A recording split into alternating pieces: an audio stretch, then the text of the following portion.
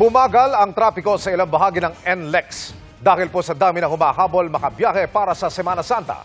Kalbaryo naman para sa mga motorista sa Quezon Province. Ang halos walang galawang traffic sa isang highway roon.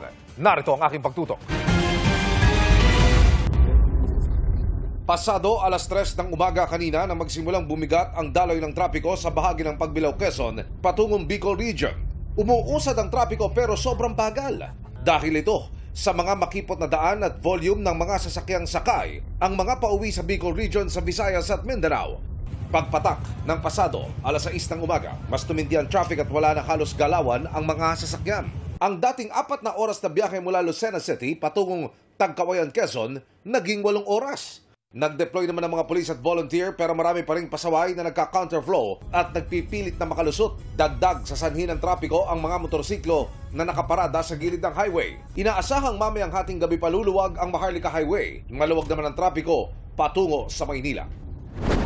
Samantala sa NLEX, pagpatak ng alas 8 ng umaga kanina, bumigat ang daloy ng trapiko mula May Kawayan, Bulacan hanggang Santa Rita exit dahil sa dagsa ng mga sasakyan na nasa 40 kilometers per hour ang takbo. Alas 2 ng hapon kahapon hanggang kagabi, na-monitor daw ng NLEX ang dagsa ng mga sasakyang umabot ng higit 350,000 hanggang kanina, mataas ng 10% sa usual volume. Pasado alas 12 ng tanghali kanina, buwaba na rin ang bilang ng mga sasakyan pa-northbound ng NLEX.